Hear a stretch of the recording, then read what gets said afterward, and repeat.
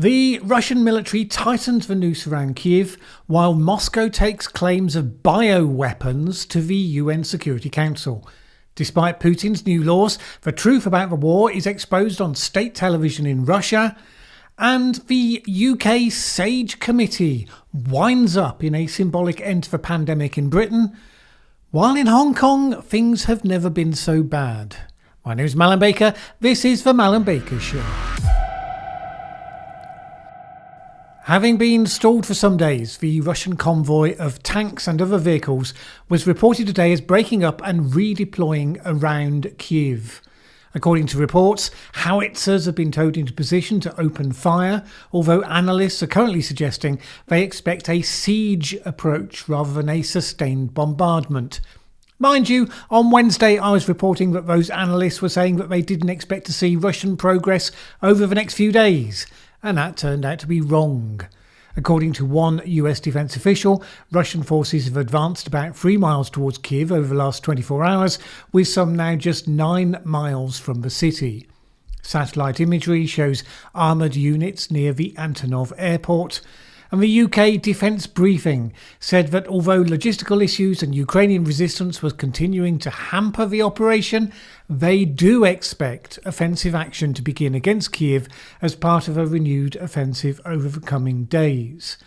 Cities that hadn't previously been attacked, such as Dnipro and Lutsk, came under attack today.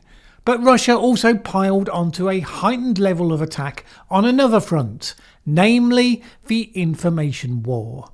Having earlier made noises about supposed Ukrainian bioweapons laboratories that were deemed to be threats to Russia, they went full on with an accusation of the same yesterday. Indeed, Moscow requested a meeting of the UN Security Council to take place today, as this video is being made, to discuss its claims. This followed certain stories in our excitable social media landscape that claimed that US official had let the cat out of the bag about the secret laboratories. Now, the independent media landscape is primed for these sorts of areas where authorities cover up dark secrets, so a bunch of people grabbed and ran with this. However, whatever details may or may not emerge, what is demonstrably not the case is that there were secret biolabs. Such labs have been documented and discussed over the decades since the collapse of the Soviet Union, and a little real research soon brings up all the details. A quick note on the history. Before its collapse, the Soviet Union ran an agency called the Anti-Plague System, whose stated mission was to protect the country from highly dangerous diseases. During the 1960s, it added to that the responsibility to defend against biological warfare. And during the 1970s, that came to include developments for an offensive biological warfare program, which was codenamed Ferment. This was in contravention to the Bioweapons Convention that the USSR signed in 1972. And it included laboratories in numerous parts of the Soviet Union, including Ukraine. The bioweapon side was scaled back quickly under Gorbachev, following a decree that he signed in 1987. In 1992, his successor Boris Yeltsin acknowledged the existence of a program, that it had been in violation of the treaty, and ordered it to be closed down. Since Putin took over, Russian officials have denied Yeltsin's admissions and claimed that none of it ever happened. Following the collapse of the Soviet Union, there were then a number of newly independent states, in some degree of chaos to be said, who had laboratories not working on bioweapons anymore, those that had been involved in the first place, but still with their original public health remit active, focused on research on the pathogens most common to their countries. The problem is that the standards of those former Soviet labs were significantly lower than was considered to be safe. And in the immediate aftermath, there was financial turmoil, government funding being cut off. Payments of salaries were often being delayed, much lower than they had been during the Soviet era, even as prices were shooting up. And even things as simple as a telephone, so that you could call police if there was a break-in, sometimes couldn't be afforded. This made it impossible to do even basic functions, including, for instance, controlling and eliminating diseases like cholera. During that period, there were cholera outbreaks in 1991, 1994 and 1995. By 2004, concerns were being raised on all of this, all being discussed openly in the media at the time. So, for instance, this story in the Irish Times reporting on the draft report on the situation in Ukraine. The lack of modern biosafety equipment is also raising concern among US officials over the potential for an accidental release of deadly bacteria and viruses. Because in 2004 we realised that might be a thing that could happen. Nowadays we know that's just a conspiracy theory, of course. But I digress. In Odessa, where 44 scientists and 140 staff carry out research in the two Mechnikov Anti-Plague Scientific and Research Institute, scientists wear cotton smocks and surgical masks to work with lethal microbes that in the West would be locked in high containment laboratories and handled only by scientists in spacesuits. Odessa is the sole site in Ukraine which needed to be a biosafety level 3 lab, given the nature of the pathogens that it worked with. Ironically, though, part of the problem with that site was that it hadn't actually been involved with the bioweapons program under the Soviets, so they hadn't benefited from money that had initially been spent to convert and upgrade those sites. But that was addressed, and the American government provided funding to a number of such laboratories to make them safe, which at the time was considered to be a good thing. So look, as always with these things, there's some layering on of details of accusations, but that core starting point, that the US is running, not just funding, but running, not just biolabs, but bioweapons labs, and that this was all in secret, having to be admitted reluctantly under questioning, none of that passes muster. If the US were to be found to be developing chemical weapons, held by many across the world to be a huge red line, that would be the biggest scandal of our time. It's hard to see evidence for it, nor indeed rational motivation for it. And to believe in it, you would have to believe that Obama and Trump both conspired to keep it going and keep it secret. But the fact that it's being presented as a revealed secret, even though it's been well documented and in the public domain for decades, should be enough to tip you off that this is an exercise in pressing people's buttons. What various officials are suggesting is that the reason why Russia is going big on this right now is, in keeping with its behaviour in Syria in recent years, it's accusing its opponents of doing what it itself intends to do, so that when it does, it can claim it was a false flag attack by the other side. I'm not sure I'm reassured that the West has been especially convincing about why Putin shouldn't go on to do just that. It's all been different flavours of, well, if he does this thing with chemical weapons, we will be really, really cross. And they don't dare to say that if chemical weapons are used, then NATO will get directly involved, because they know that that's a bluff. And if he calls their bluff, as President Obama's bluff was called over their use in Syria, then they will really have been revealed as too scared of consequences to have any red lines related to what Putin does or doesn't do in Ukraine, and he will get that signal and he will do whatever he wants. By the way, having talked about Russia's push on the information war, it's worth noting that Ukraine continues to be a very nimble player on that front as well. President Zelensky announced yesterday that Chechen fighters coming to Ukraine to fight are being betrayed by Russian FSB operatives who are leaking their location to Ukrainian forces. You may remember that last week I mentioned a similar statement and noted then that I thought you would have to question the logic of announcing that you were getting such tip-offs. Because if you have a secret informant, you really don't want to draw your enemy's attention to their existence, even anonymously, because it's likely to lead to it being cut off. With this second incident, I think it's highly likely now that such an informant doesn't really exist, and it's Ukraine seeking to sow division and uncertainty in the minds of Kremlin operatives. An aide to Zelensky told Rada TV that the leaks were an attempt by the FSB to weaken the Chechen president Kadyrov and his fighters as a force that still has significant influence in Russia. Reportedly, Kadyrov had, quote, lost his rag and was on the verge of conflict with the Russians, so that may have worked up to a point anyway. Just a reminder that you can't get a full view of the truth of war just by picking a side. And Putin is struggling to keep the full view of the truth out of the sight of his own people. We will come to that in just a minute. But first, and while we are on the theme of uncovering the truth, the criminal trial about the shooting down of the passenger airliner MH17 in 2014 is being resumed in The Hague. The case was one of the earliest examples where citizen investigators using freely available internet sources, what is now often described as open source investigation, could impact major world events. And it's also rather topical because it was a case where the Russian military was involved in an attack and then lied about it. Since then, the number of volunteers who have become skilled in using social media evidence, satellite imagery and many other tools to verify claims, geolocate photographs and video and much more besides has mushroomed. And there is a steady stream in the current Ukraine war of images that are being verified and geolocated. Indeed, now the Russian side has started to mimic some of the communication techniques here, presenting so-called fact checks on claims that Russian troops are shelling Ukrainian cities. The only difference is that they use the form of the evidence, but without the substance to back it up.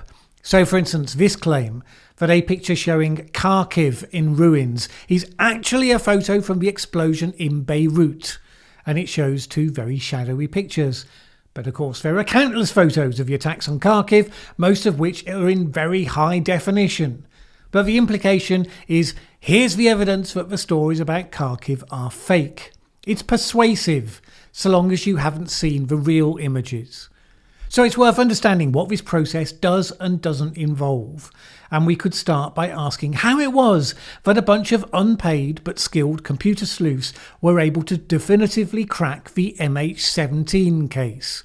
And that's what I will be looking at in the next deep dive video to go live on Monday next week at 7 PM UK time. How the open source efforts of people who represented neither side in the dispute, who used only publicly available tools, how they made the mainstream media and the government agencies look flat-footed in their search for the truth about how hundreds of people were blown out of the skies. It is a fascinating story about finding the truth amidst a barrage of lies, something we find ourselves having to do in these modern days. So join me for that.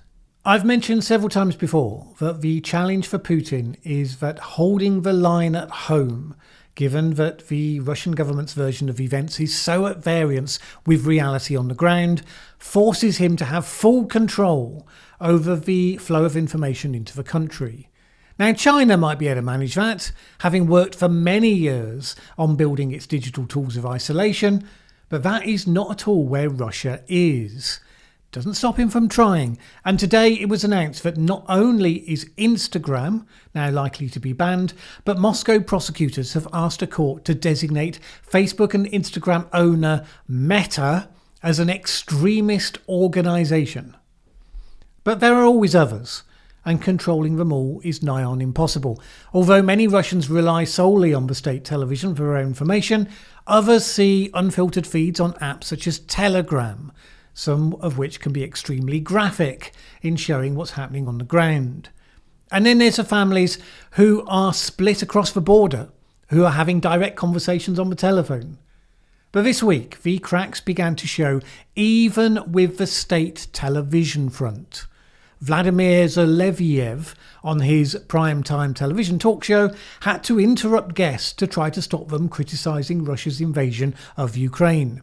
For instance, the filmmaker Karen Shakhnazarov, who said, "I have a hard time imagining taking cities such as Kyiv. I can't imagine how that would look. If this picture starts to transform into an absolute humanitarian disaster, even our close allies like China and India will be forced to distance themselves from us."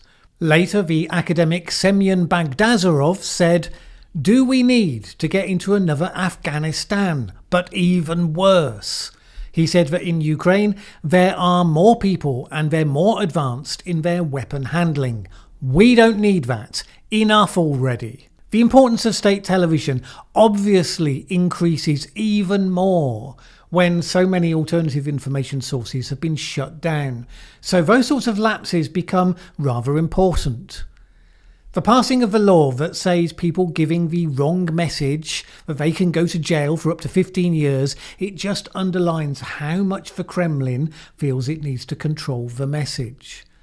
But that wasn't the only instance. On the Russian Ministry of Defence's television channel, Zvezda, a serving army officer told the talk show audience how Russian soldiers were dying in Ukraine. Our guys over there from Donetsk and Luhansk and our special operation forces are dying.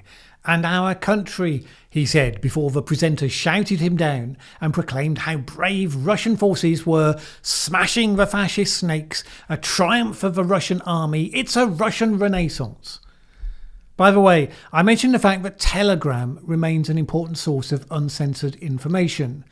As is the way of these things, it is also the home of a lot of other channels pushing fake news and propaganda on both sides. Indeed, the Russian-born entrepreneur behind Telegram, Pavel Durov, floated the possibility of restricting access to the platform in both Russia and Ukraine. So fearful is he that his work is leading to disinformation designed to aggravate the conflict and incite ethnic hatred. He floated it in a post seen by 6 million people, and it was shot out of the water by an avalanche of negative user response. So it remains for now. Whether it added to or alleviated his disquiet when the Russian Deputy Prime Minister Dmitry Chernchenko posted that government agencies are recommended to create accounts in Telegram, that's not known. They might as well, because one thing they won't be able to do this year is go and party it up in Davos. The World Economic Forum has said that it is ending engagement with Russian individuals that are the targets of sanctions. The globalization think tank, which encourages public-private partnership projects and which has a hugely influential membership list of top chief executives and public officials, said that it will end strategic partnerships with conglomerates run by Russian oligarchs. In addition, an advisory council chaired by President Putin himself will be ended. Putin and his successor/predecessor as president, Dmitry Medvedev, have spoken at the WEF 5 times since 2007. WEF founder Klaus Schwab, who has a personal relationship with Putin over decades, last introduced him to speak in the virtual Davos conference last year. Whether the WEF is making the latest move by first preference or not isn't clear. It's something that it almost certainly had to do anyway in order to comply with US, EU and Swiss sanctions against Russia. The news website Politico said that it had seen internal WEF documents showing that a number of Russian oligarchs had been signed up to attend the 2022 meeting in Davos. It shouldn't be understated how big a break this is. The WEF originally grew to its powerful and influential position with the support of Putin and the oligarchs. Politico put it like this: the deal was relatively simple at first. Putin endorsed WEF, the oligarchs funded it, and in turn, the forum helped launder their reputations. Call it multi-stakeholderism, call it a transaction, call it the ugly truth of globalization. Like Klaus Schwab and Vladimir Putin, it was the future once. Ouch. Schwab and the WEF condemned the Russian attack against Ukraine in a statement at the end of February, expressing solidarity with Ukraine's people. It's probably not slamming the door shut for the future, but it's a significant moment nonetheless. In other news, remember COVID? Those were the days. Well, they're still not completely gone, depending on where you live. They're getting further away in some places though. Austria has now suspended its vaccine mandate law. It was the first to introduce a requirement on citizens to be vaccinated or else pay a fine. In the event, the requirement was abandoned before it was actually enforced. As with many of these sorts of measures, it seems that the aim was always really just to push as many people as possible into getting vaccinated more than it was to be finally implemented. In the UK, domestic restrictions are now all gone, and there's no suggestion that the increase in cases that have been seen in the last couple of weeks since they went is going to change that. Indeed, in a move more significant for its symbolism perhaps, The SAGE expert committee, which provided scientific advice to government on the pandemic, has been stood down. Although it can be resurrected if needed, it will no longer meet on current plans. Gone, and not missed by everybody. Professor Carl Hennigan, director of the Centre for Evidence-Based Medicine, said that it was a remarkable turnaround, given that SAGE advisors had been warning just before Christmas that infections could hit 2 million per day and arguing for new restrictions. The government will need to review whether SAGE is fit for purpose when it comes to pandemics, particularly given its lack of clinical input and its over-reliance on modelling, which we now know is no more than guesswork, and its tendency to fixate on a particular set of assumptions. One place where COVID is not history, however, is China. China is struggling again to retain its zero COVID status as Omicron has challenged its ability to hold the line. This week it started seeing the highest numbers at over 500 cases per day since the very original outbreak. But that's nothing compared to Hong Kong, where they have seen spiralling cases in the tens of thousands, with deaths surging strongly as well. It's hitting hard, some are suggesting, because the high transmissibility of Omicron is hitting an elderly population that has a very low vaccination rate. Around 30% of Hong Kong residents over the age of 80 years old have been fully vaccinated, a situation attributed by commentators to widespread vaccine hesitancy amongst that group. Many of the deaths have happened at old people's care homes, 87% of which have reported infections. Under pressure from Beijing, Hong Kong officials are testing all 7.4 million residents. At least that's the plan. To do that, you'd have to restrict people's movements. The government has been ambiguous about what it's going to do in that regard, and this has led to all sorts of things. Panic buying, people getting flights out of the city. As a result, various stores have had to close because they've run out of stock. There has been a period of extremely tight government measures that have really worn down people's reserves and their patience for such restrictions. Reportedly, Donald Trump is not entirely happy with how the launch of his social media venture, Truth Social, has been going. Trump hasn't posted on the site for a couple of weeks, and analysts have said that the traffic was down to around 300,000 visitors a day, compared to around 2 million during the day of the launch. That level of traffic is broadly comparable with the alternative free speech focused network Getter, and only half that of the forum Gab. Traffic analyst SimilarWeb estimated that visitors to Truth Social stayed on average for about 90 seconds, compared with 7 minutes for Getter and 9 minutes for Gab. For context, Trump had nearly 89 million followers on Twitter. The media reported that Trump has been furious about problems with the rollout. I don't know what their sources are for that, although regardless of what he says in public, you can't imagine he thinks it's going swimmingly with those numbers. But it's early days. I know I predicted it would fail to take off as a mainstream social media channel, but I gave it a timescale of a year for that prediction because these things should be given time. Not necessarily going to be an overnight success. What's more interesting is the question of the sapping of momentum such a failure in the short term could represent to Trump's appeal to the GOP as a candidate for 2024. Re-establishing Trump's voice unfiltered to the American people was surely a key building block for that. Some have observed that, given his lack of campaign discipline in how he used to tweet, it might actually turn out to be better for a Trump campaign if he actually can't do that stuff. In the meantime, of course, various Democrats are working hard to set up legal obstacles in the way of him standing at all. We will come to all of that over the coming months, no doubt.